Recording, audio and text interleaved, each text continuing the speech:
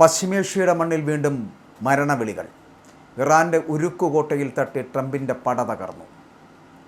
American സാമ്രാജ്യത്തിൻ്റെ കടുത്ത സാമ്പത്തിക ഉപരോധങ്ങളുടെ തീച്ചുളയിൽ ഒരു വശത്ത് ഇറാൻ്റെ ഉരുക്കുകോട്ട, മറുവശത്ത് ആഗോള എണ്ണപ്പാതകൾ അടച്ചുപൂട്ടി ശത്രുക്കളുടെ ഉറക്കം കെടുത്തിയ ടെഹ്റാൻ്റെ സിംഹഗർജനം. പശ്ചിമേഷ്യയുടെ മണ്ണിൽ നിന്നും വീണ്ടും മരണത്തിൻ്റെ മണി മുഴങ്ങുകയാണ്. സൈനിക ഏറ്റുമുട്ടലുകളുടെയും അതീവ രഹസ്യമായിട്ടുള്ള നീക്കങ്ങളുടെയും ഹോർമൂസ് കടലിടുക്കിലെ തീക്കാറ്റിൻ്റെയും ഒക്കെ പശ്ചാത്തലത്തിൽ അമേരിക്കയും ഇറാനും തമ്മിലുള്ള പോരാട്ടം ഇപ്പോൾ ആസന്നമായ ഒരു മഹാവിനാശത്തിൻ്റെ വക്കിലെത്തി നിൽക്കുന്നു എന്ന് പറയേണ്ട കാലാവസ്ഥ. ഇതിനിടെയാണ് ബാഹ്യ ഭീഷണികൾക്കെതിരെ ഇറാൻ ശക്തമായിട്ടുള്ള പ്രതിരോധ കവചം നിർമ്മിച്ചിട്ടുണ്ട് എന്ന് ഇസ്ലാമിക് റവല്യൂഷണറി ഗാർഡ് കോർപ്സിൻ്റെ മേധാവി അഹമ്മദ് വാഹിദിയുടെ പ്രഖ്യാപനം വന്നത്. ദേശീയ പ്രതിരോധ വ്യവസായ ദിനത്തോടനുബന്ധിച്ച് ഇറാൻ പ്രതിരോധ മന്ത്രാലയ മേധാവിക്ക് അയച്ച സന്ദേശത്തിലാണ് വാഹിദി രാജ്യത്തിൻ്റെ നിലവിലെ സുരക്ഷാ സാഹചര്യത്തെക്കുറിച്ച് പ്രതികരിച്ചത്. ഇറാൻ ഇപ്പോൾ നേരിടുന്നത് പരമ്പരാഗത യുദ്ധത്തിൻ്റെ മാത്രം ഭീഷണിയല്ലെന്നും സംയോജിതവും സൈനികവുമായിട്ടുള്ള പുതിയ തരത്തിലുള്ള ആക്രമണങ്ങൾ ആണ് എന്നും പറയുകയാണ്. ദീർഘകാലമായി തുടരുന്ന സാമ്പത്തിക ഉപരോധങ്ങൾക്കിടയിലും ഇറാൻ്റെ പ്രതിരോധ വ്യവസായം രാജ്യത്തിൻ്റെ പ്രതിരോധ ശേഷിയും ആക്രമണശേഷിയും വികസിപ്പിച്ചെടുത്തു എന്നുകൂടി അവർ അവകാശപ്പെടുന്നുണ്ട്. അതുകൊണ്ട് തന്നെ പ്രതിരോധവും ആക്രമണശേഷിയും ഒരേ സമയം ശക്തിപ്പെടുത്തുന്ന തന്ത്രം തുടരണമെന്നാണ് ഇറാൻ്റെ നിലപാട്. ഇറാൻ നേരിടുന്ന ഭീഷണികൾക്ക് ബുദ്ധിപരവും കാര്യക്ഷമവുമായിട്ടുള്ള ഏക പരിഹാരമാണ് ഈ പ്രതിരോധ ശാക്തീകരണമെന്നാണ് വാഹിദി വ്യക്തമാക്കിയിരിക്കുന്നത്. ഇതിനൊപ്പം ഇറാൻ്റെ ആക്ടിംഗ് പ്രതിരോധ മന്ത്രിയായിട്ടുള്ള ബ്രിഗേഡിയർ ജനറൽ സെയ്ദ് മജീദ് ഇബ്നു റസ അദ്ദേഹം നടത്തിയ പ്രസ്താവനകൾ വളരെ ശ്രദ്ധേയമാണ്. മാധ്യമങ്ങൾ റിപ്പോർട്ട് ചെയ്യുന്നതനുസരിച്ച് കഴിഞ്ഞ വർഷം നടന്ന 12 ദിവസത്തെ യുദ്ധവുമായിട്ട് താരതമ്യം ചെയ്യുമ്പോൾ അടുത്തിടെ നടന്ന 40 ദിവസത്തെ യുദ്ധത്തിൽ ഇറാൻ കൂടുതൽ ശക്തമായിട്ടുള്ള തയ്യാറെടുപ്പോടുകൂടിയാണ് യുദ്ധരംഗത്ത് പ്രവേശിച്ചതെന്നും സാങ്കേതികവും തന്ത്രപരവുമായിട്ടുള്ള മേഖലകളിൽ ഇറാൻ്റെ കഴിവുകൾ കൂടുതൽ പുരോഗമിച്ചിരിക്കുന്നുവെന്നും അവർ അവകാശപ്പെടുന്നുണ്ട്. ശത്രു സൈനിക താവളങ്ങളിലേക്ക് കൂടുതൽ ആഴത്തിൽ കടന്നു കയറുവാനും അവരുടെ പ്രവർത്തനങ്ങളും നീക്കങ്ങളും മുൻകൂട്ടി മനസ്സിലാക്കുവാനും അതിൻ്റെ അടിസ്ഥാനത്തിൽ കൃത്യമായിട്ടുള്ള തിരിച്ചടി നൽകുവാനും ഇറാനിയൻ സായുധ സേനയ്ക്ക് കഴിഞ്ഞുവെന്നാണ് ഇറാൻ്റെ വാദം തന്നെ. ശത്രുവിൻ്റെ ഹെലികോപ്റ്ററുകളുടെയും വിമാനങ്ങളുടെയും പ്രവർത്തനങ്ങളെക്കുറിച്ചുള്ള വിവരങ്ങൾ ശേഖരിക്കുന്നതിലും അവയുടെ നീക്കങ്ങൾ മുൻകൂട്ടി തിരിച്ചറിയുന്നതിലും ഇറാൻ വലിയ പുരോഗതി കൈവരിച്ചുവെന്ന് അവർ അവകാശപ്പെടുന്നു. അതേസമയം ഈ പ്രസ്താവനകൾ ഇറാൻ അധികൃതരുടെ അവകാശവാദങ്ങളാണെന്ന കാര്യം പ്രത്യേകം ശ്രദ്ധിക്കേണ്ടതുണ്ട് എന്നുകൂടി പറയട്ടെ. യുദ്ധഭൂമിയിലെ യഥാർത്ഥ സൈനിക നഷ്ടങ്ങളും ശേഷികളും സംബന്ധിച്ച് സ്വതന്ത്രമായി സ്ഥിരീകരിക്കപ്പെട്ട വിവരങ്ങൾ പലപ്പോഴും പരിമിതമാണ്. ഇറാൻ്റെ പ്രതിരോധ വ്യവസായത്തെ ശാസ്ത്ര സാങ്കേതിക വിദ്യയുടെയും സ്വാശ്രയത്വത്തിൻ്റെയും ദേശീയ ദൃഢനിശ്ചയത്വത്തിൻ്റെയും പ്രതീകമായാണ് ഇബ്നു റസ വിശേഷിപ്പിച്ചത്. ഇറാൻ്റെ നിലവിലെ പ്രതിരോധ ശക്തികളുടെ ലക്ഷ്യം യുദ്ധം ആരംഭിക്കുക എന്നതല്ല എന്നും മറിച്ച് ശത്രുക്കളെ ആക്രമണത്തിൽ നിന്ന് പിന്തിരിപ്പിക്കുക എന്നതാണ് എന്നും അവർ പറഞ്ഞു വെക്കുന്നുണ്ട്. ഇറാൻ ഒരു രാജ്യത്തിനെതിരെയും ആക്രമണം ആരംഭിച്ചിട്ടില്ല എന്നും ഭാവിയിലും അത്തരത്തിലുള്ള ആക്രമണം ആഗ്രഹിക്കുന്നില്ല എന്നും ഇറാൻ തന്നെ അവകാശപ്പെടുന്നുണ്ട്. എന്നാൽ രാജ്യത്തിൻ്റെ പ്രാദേശിക അഖണ്ഡതയ്ക്കും സ്വാതന്ത്ര്യത്തിനും സുരക്ഷയ്ക്കും നേരെ ആക്രമണം നടത്താൻ ആരെയും അനുവദിക്കില്ല എന്നുകൂടി റാസ വ്യക്തമാക്കുന്നുണ്ട്. യുദ്ധം ഇറാനിൽ ദേശീയ ഐക്യവും സ്വാശ്രയത്വത്തിലുള്ള വിശ്വാസവും വർദ്ധിപ്പിച്ചുവെന്നും ഉപരോധങ്ങളും സാമ്പത്തിക സമ്മർദ്ദങ്ങളും ഒരു രാജ്യത്തിൻ്റെ ഇച്ഛാശക്തിയെ പൂർണ്ണമായിട്ടും തകർക്കാൻ കഴിയില്ല എന്നുകൂടി അവർ ഓർമ്മപ്പെടുത്തുകയാണ്. അതേസമയം അമേരിക്കൻ ഭാഗത്ത് നിന്ന് ഇറാനെതിരായിട്ടുള്ള സാമ്പത്തിക സമ്മർദ്ദം ശക്തമാക്കുവാനുള്ള നീക്കങ്ങളാണ് ഇപ്പോൾ പ്രധാനമായിട്ട് ഉയർന്നു വരുന്നത്. അമേരിക്കൻ പ്രസിഡന്റ് ഡൊണാൾഡ് ട്രംപ് ഇറാനെതിരായിട്ടുള്ള പുതിയ സാമ്പത്തിക പ്രചാരണത്തെ ശക്തമായ നടപടിയായി വിശേഷിപ്പിക്കുകയും ഇറാൻ്റെ സാമ്പത്തിക വരുമാന മാർഗങ്ങളെ ലക്ഷ്യമിടുമെന്ന് വ്യക്തമാക്കുകയും ചെയ്തിരിക്കുന്നു. എണ്ണക്കള്ളക്കടത്ത്, സാമ്പത്തിക കൈമാറ്റങ്ങൾ, എക്സ്ചേഞ്ച് ഹൗസുകൾ, ഷിപ്പ് രജിസ്ട്രികൾ, ഫണ്ട് കമ്പനികൾ തുടങ്ങിയ സംവിധാനങ്ങളെയാണ് അമേരിക്ക ലക്ഷ്യമിടുന്നതെന്ന് ട്രംപ് പറയുകയാണ്. ഇറാൻ്റെ സാമ്പത്തിക ലൈഫ് ലൈൻ എന്ന് വിശേഷിപ്പിക്കാവുന്ന ഈ മേഖലകളെ നിയന്ത്രിക്കുകയാണ് അമേരിക്കയുടെ ലക്ഷ്യമെന്നാണ് അവർ അവരുടെ പ്രസ്താവനകളിൽ നിന്ന് വ്യക്തമാക്കുന്നത്. ഇറാൻ്റെ എണ്ണ വരുമാനത്തെയും ഒപ്പം തന്നെ അന്താരാഷ്ട്ര സാമ്പത്തിക ഇടപാടുകളെയും അത് പരിമിതപ്പെടുത്തുന്നതിലൂടെ ടെഹ്റാനിൽ കൂടുതൽ സമ്മർദ്ദം ചെലുത്താനാണ് അമേരിക്ക അതിലൂടെ ശ്രമിച്ചുകൊണ്ടിരിക്കുന്നത്.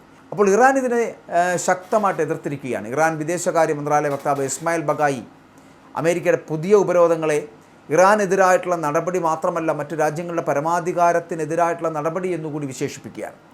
വിദേശ രാജ്യങ്ങളിലെ ബാങ്കുകളെയും ബിസിനസ്സുകളെയും നിയമാനുസൃതമായിട്ടുള്ള വ്യാപാര ബന്ധങ്ങൾ അവസാനിപ്പിക്കുവാൻ നിർബന്ധിക്കുന്നത് അമേരിക്കയുടെ അതിർത്തിക്ക് പുറത്തുള്ള അധികാര പ്രയോഗമാണ് എന്നാണ് ഇറാൻ്റെ വാദമെന്ന് പറയപ്പെടുന്നത്. അപ്പോൾ ഇത്തരം ദ്വിതീയ ഉപരോധങ്ങൾ അന്താരാഷ്ട്ര നിയമത്തിലെ പരമാധികാര സമത്വത്തിൻ്റെ അടിസ്ഥാന തത്വത്തെ ലംഘിക്കുന്നതാണ് എന്ന് ബഗായി ആരോപിക്കുന്നുണ്ട്. അപ്പോൾ സാമ്പത്തിക സമ്മർദ്ദത്തെ അദ്ദേഹം ശക്തമായിട്ട് അപലപിക്കുകയും ഇത്തരം നടപടികൾ രാജ്യങ്ങളുടെ സ്വതന്ത്രമായിട്ടുള്ള തീരുമാനമെടുക്കുവാനുള്ള അവകാശത്തെ ദുർബലപ്പെടുത്തുമെന്നുള്ള മുന്നറിയിപ്പ് കൂടി അവർ നൽകുന്നുണ്ട്. അപ്പോൾ ഇറാൻ വിദേശകാര്യമന്ത്രിയായിട്ടുള്ള അബ്ബാസ് അർഗാച്ചി അമേരിക്കയുടെ സമ്മർദ്ദ നയത്തെ വിമർശിക്കുന്നുണ്ട്. മുൻകാലങ്ങളിൽ അമേരിക്ക നടപ്പാക്കിയ ഉപരോധങ്ങളും പരമാവധി സമ്മർദ്ദ നയവും പരാജയപ്പെട്ടു എന്നുള്ളതിൻ്റെ അവകാശവാദം കൂടി ഇറാൻ മുന്നോട്ട് വയ്ക്കുന്നു. അതിനാൽ തന്നെ പുതിയ സാമ്പത്തിക സമ്മർദ്ദം പരാജയപ്പെടാൻ നിർബന്ധിതമാണ് എന്നുകൂടി അരാഗ്ചി വ്യക്തമാക്കുന്നുണ്ട്. എന്നാൽ അമേരിക്കൻ പ്രസിഡന്റ് ഇതിന് വിപരീതമായിട്ടുള്ള നിലപാടാണ് സ്വീകരിക്കുന്നത്. അതായത് ഇറാനുമായിട്ട് ഒരു കരാറിലെത്തുവാനുള്ള സാധ്യത പൂർണ്ണമായിട്ടും തള്ളിക്കളയുന്നില്ല എങ്കിലും താൻ ശരിയായ കരാറായി കാണുന്ന നിർദ്ദേശങ്ങൾ അംഗീകരിക്കാൻ ഇറാൻ തയ്യാറല്ല എന്നാണ് ട്രംപിൻ്റെ ആരോപണം. അതോടൊപ്പം തന്നെ മേഖലയിലെ അമേരിക്കൻ സൈനിക ഓപ്ഷനുകൾ ഇപ്പോഴും തുറന്നു കൊടുക്കുകയാണ് എന്നുകൂടി അദ്ദേഹം മുന്നറിയിപ്പ് നൽകുന്നുണ്ട്. ഈ സംഘർഷത്തിൽ ഏറ്റവും നിർണായകമായിട്ട് മറ്റൊരു വിഷയമാണ് ഹോർമൂസ് കടലിടുക്ക്. ലോകത്തിലെ പ്രധാനപ്പെട്ട എണ്ണ ഗതാഗത പാതകളിലൊന്നായിട്ടുള്ള ഈ കടലിടുക്ക് ഇറാൻ്റെ നിയന്ത്രണ മേഖലയോട് ചേർന്നാണ് സ്ഥിതി ചെയ്യുന്നത്.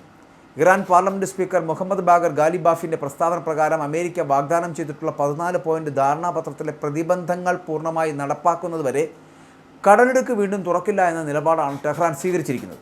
അപ്പോൾ ഇത്തരമൊരു സാഹചര്യം ആഗോള എണ്ണ വിപണിയിലും അന്താരാഷ്ട്ര വ്യാപാരത്തിലും വലിയ പ്രത്യാഘാതങ്ങൾ സൃഷ്ടിക്കുവാനുള്ള സാധ്യത അത് വളരെ കൂടുതലാണ്.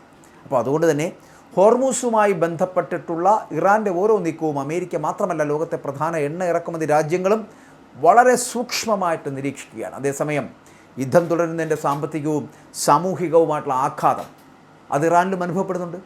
ഇറാൻ പ്രസിഡന്റ് മസൂദ് പെസഷ്കിയാൻ യുദ്ധം ഒടുവിൽ അവസാനിപ്പിക്കേണ്ടി വരുമെന്ന് വ്യക്തമാക്കിയിട്ടുണ്ട്.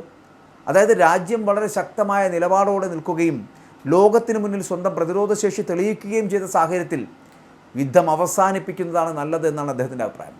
അതേസമയം യുദ്ധവും സാമ്പത്തിക സമ്മർദ്ദങ്ങളും സാധാരണ ജനങ്ങളുടെ ജീവിതം കൂടുതൽ ബുദ്ധിമുട്ടാക്കിയിട്ടുണ്ട് എന്നുകൂടി അവർ അംഗീകരിച്ചു കഴിഞ്ഞു. അപ്പോൾ സമൂഹത്തിൽ അസംതൃപ്തിയോ പരാതികളോ ഉണ്ടെങ്കിൽ സർക്കാർ ചെയ്യേണ്ടത് ശരിയായി ചെയ്തിട്ടില്ല എന്നതിൻ്റെ സൂചനയാണ് എന്നുകൂടി പെസഷ്കിയാൻ പറഞ്ഞു വെക്കുന്നു. അങ്ങനെ നോക്കുമ്പോൾ ഇറാൻ അമേരിക്ക സംഘർഷം ഇപ്പോൾ ഒരു സൈനിക പ്രശ്നം മാത്രമായി ചുരുങ്ങുന്നില്ല.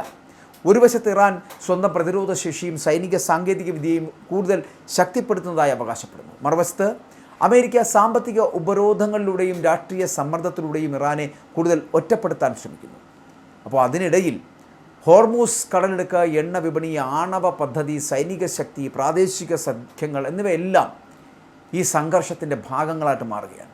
ഇരു രാജ്യങ്ങളും ഇപ്പോഴും സ്വന്തം നിലപാടുകളിൽ ഉറച്ചു നിൽക്കുമ്പോഴും യുദ്ധം അവസാനിപ്പിക്കുവാനുള്ള ചർച്ചകൾക്ക് വാതിൽ പൂർണ്ണമായിട്ട് അടഞ്ഞിട്ടില്ല എന്ന സൂചനകൾ ലഭിക്കുന്നുണ്ട്. എന്നാൽ നിലവിലെ സാഹചര്യത്തിൽ ചെറിയൊരു തെറ്റായ കണക്കുകൂട്ടൽ പോലും വലിയ സൈനിക ഏറ്റുമുട്ടലിലേക്ക് മാറുവാനുള്ള സാധ്യതയാണ് ഏറ്റവും വലിയ ആശങ്കയായി നമ്മുടെ മുമ്പിൽ നിൽക്കുന്നത്. അതുകൊണ്ട് തന്നെ ഇനി ലോകം ഉറ്റുനോക്കുന്നത് ഒരു കാര്യത്തിലേക്കാണ്.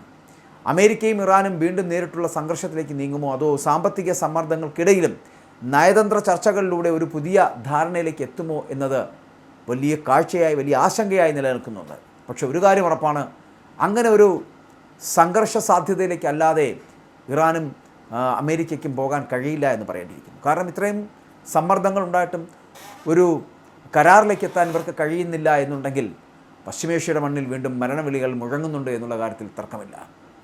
ഇറാൻ ഉരുക്കുകോട്ട കെട്ടി കാത്തു നിൽക്കുമ്പോൾ ആ ഉരുക്കുകോട്ടയിൽ തട്ടി ട്രംപിൻ്റെ പട തകർന്നു പോകുന്ന കാഴ്ച കാണേണ്ടി വരുന്നത് ലോകശക്തികൾക്ക് മുമ്പിൽ ഇറാൻ കീഴടങ്ങുന്നില്ല എന്നുള്ളതിൻ്റെ തെളിവാണ്. ഇറാനെ തകർക്കാൻ കഴിയാതെ ഒറ്റപ്പെട്ടു പോകുന്ന ട്രംപിൻ്റെ പടയെക്കുറിച്ചോർത്ത് ട്രംപിന് പോലും നാണക്കേട് തോന്നുന്നു.